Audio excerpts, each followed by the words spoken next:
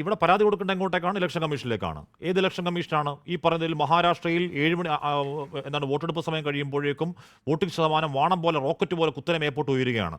എന്നാൽ CCTV ഇതാന്ന് പറയുമ്പോഴേക്കും വളരെ പെട്ടെന്ന് ചട്ടം മാറുന്നു, CCTVകൾ നശിപ്പിക്കപ്പെടുന്നു. ഈ പറയുന്ന രീതിയിൽ ഇലക്ഷൻ കമ്മീഷൻ വോട്ടർ പട്ടിക നിങ്ങളൊക്കെ എടുത്ത് നോക്ക് എന്ന് പറയുകയും തൊട്ടു പിന്നാലെ വെബ്സൈറ്റ് തന്നെ ഷട്ട് ഡൗൺ ആക്കുകയോ ചെയ്യുന്ന ദുരൂഹത നിലനിൽക്കുന്ന ഒരു സംവിധാനമാണ്. ഈ പറയുന്ന എന്താണ് ഇപ്പോൾ സുബ്രഹ്മണ്യ സ്വാമിയൊക്കെ നരേന്ദ്രമോദി ചൈന ഒക്കെ എഴുതുന്നത് കണ്ടു കഴിഞ്ഞാൽ അങ്ങേയറ്റം പറയുകയാണ്. അപ്പോൾ ചൈന ഇന്ത്യയുടെ ഭൂമി കയ്യേറി എന്ന് പറഞ്ഞ രാഹുൽ ഗാന്ധി ഇന്ത്യക്കാരനാണോ എന്നൊക്കെ ചോദ്യങ്ങൾ കേട്ടിട്ടോ ഈ അടുത്ത ദിവസങ്ങളിലൊക്കെ. ഏത് സംവിധാനത്തിലേക്കാണെന്നേ പരാതിയുമായി പോകേണ്ടത് വിശ്വസിച്ച് ജോൺ ബ്രിട്ടാസ്? ഹാഷ്മി, സുപ്രീം കോടതി 2023 പറഞ്ഞൊരു കാര്യമുണ്ട്. ഏതൊരു പൗരൻ്റെയും മനസ്സിലെ അവസാനത്തെ സംശയം കൂടി ദൂരീകരിച്ചാൽ മാത്രമേ നമ്മുടെ ജനാധിപത്യം ഊട്ടിയുറപ്പിക്കപ്പെടുകയുള്ളൂ. മാത്രമല്ല, ഒരു 5 അംഗ ഭരണഘടനാ ബെഞ്ച് തിരഞ്ഞെടുപ്പ് കമ്മീഷൻ്റെ സ്വാതന്ത്ര്യം അടിവരയിടുന്നതിൻ്റെ കാരണം എന്തായിരുന്നു? ഒരുപാട് സംശയങ്ങൾ, ഒരുപാട് ആരോപണങ്ങൾ, ഒരുപാട് വസ്തുതകൾ പുറത്തേക്ക് വന്നു. അതിൻ്റെ പശ്ചാത്തലത്തിലാണ് 2023 ജസ്റ്റിസ് KM ജോസഫിൻ്റെ നേതൃത്വത്തിലുള്ള ഭരണഘടനാ ബെഞ്ച് അത്തരത്തിലുള്ളൊരു വിധി പ്രസ്താവന നടത്തിയത്. ഒരുപക്ഷെ അന്ന് BJPയുടെ ചില MP പാർലമെൻറ്റിൽ വാദിച്ചൊരു കാര്യമുണ്ട്.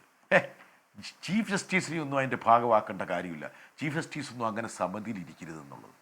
അതായത് നമ്മുടെ ജനാധിപത്യ സംവിധാനത്തിൻ്റെ ഏറ്റവും പ്രധാനപ്പെട്ട നിദാനമായ തെരഞ്ഞെടുപ്പ് കമ്മീഷൻ്റെ സ്വാതന്ത്ര്യം ഉറപ്പുവരുത്താൻ വേണ്ടി ഒരു സംവിധാനത്തെക്കുറിച്ച് പറഞ്ഞപ്പോൾ അവിടെ ചീഫ് ജസ്റ്റിസ് വേണ്ട എന്ന് പറഞ്ഞു. CBI ഡയറക്ടറെ തീരുമാനിക്കാൻ വേണ്ടി ചീഫ് ജസ്റ്റിസ് വേണം.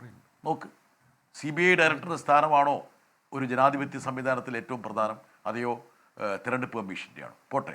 ഇനി എൻ്റെ സ്നേഹിതൻ ജയേന്ദ്രൻ മാഷ് പറഞ്ഞൊരു കാര്യമുണ്ട്. എനിക്ക് സത്യം പറഞ്ഞാൽ ഈ ജയേന്ദ്രൻ മാഷ് എന്താണ് പറയുന്നത്? അദ്ദേഹം കലത്തിലെ ചോറ് വെന്താൽ ഒരു 2 വറ്റ് നോക്കിയാൽ മതി.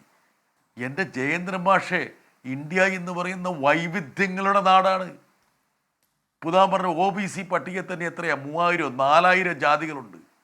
ഉത്തരേന്ത്യയിൽ ഒരു ചൊല്ലുണ്ട്, അതായത് നിങ്ങൾ you are not casting your vote, you are voting your caste എന്നുള്ളത്.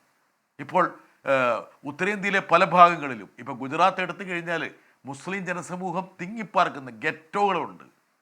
UPയിൽ ഒരു പ്രത്യേക ജാതി തിങ്ങിപ്പാർക്കുന്ന സ്ഥലമുണ്ട്. ഇപ്പോൾ ബ്രാഹ്മണന്മാരും ഠാക്കൂർമാരും താമസിക്കുന്ന ഗ്രാമങ്ങളിലൊന്നും ദളിതർക്കൊന്നും കാലുകുത്താൻ പറ്റില്ല.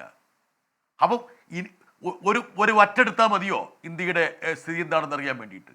അതുകൊണ്ട് ദയവ് ചെയ്ത് ഇതുപോലുള്ള വസ്തുതാവിരുദ്ധമായ ഇന്ത്യൻ യാഥാർത്ഥ്യം എന്താണെന്ന് മനസ്സിലാക്കാത്ത രീതിയിലുള്ള പ്രസ്താവനകൾ നടത്താൻ പാടില്ല. മാത്രമല്ല, ഇതിനകത്ത് നിങ്ങൾക്കൊരു ഓപ്പറേഷൻ ഉണ്ട്. ആ ഓപ്പറേഷൻ ഈ സബിസാച്ചി പണ്ട് തെളിയിച്ചത്, അതായത് ക്ലോസ് കണ്ടസ്റ്റ് ഉള്ള മണ്ഡലങ്ങൾ നിങ്ങൾ പിക്കപ്പ് ചെയ്യും.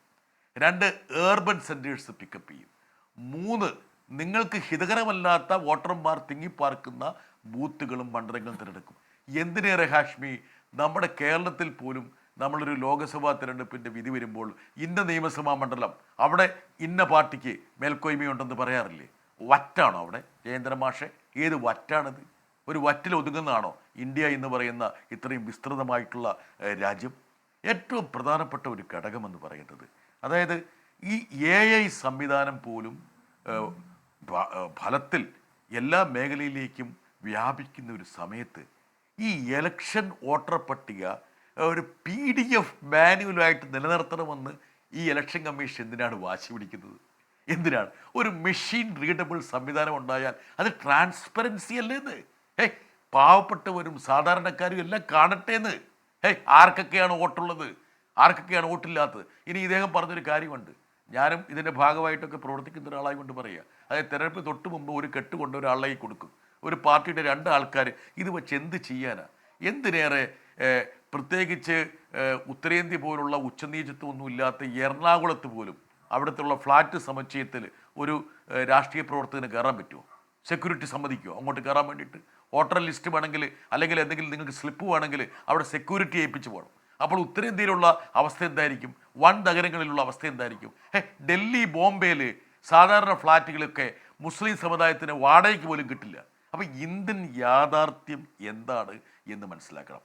ഏറ്റവും പ്രധാനപ്പെട്ട ഒരു കാര്യം, ജയേന്ദ്ര മാസ്റ്റർ ഉദ്ധരിച്ചൊരു കാര്യമുണ്ട് 2018 ഒരു സുപ്രീം കോടതി വിധിയെക്കുറിച്ച്.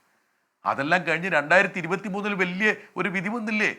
നിങ്ങൾ ഓരോ ഘട്ടത്തിലും ഈ തെരഞ്ഞെടുപ്പ് അട്ടിമറിക്കാൻ വേണ്ടി ചെയ്തു കൂട്ടിയൊരു കാര്യമുണ്ട്.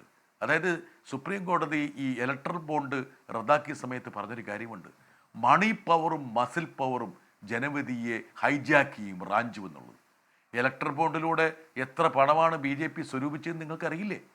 എവിടുന്നാ പണം വന്നത്? അതിൻ്റെ ക്വിഡ് പ്രോക്കോ എന്തായിരുന്നു? കോൺട്രാക്റ്റുകൾ എന്തായിരുന്നു?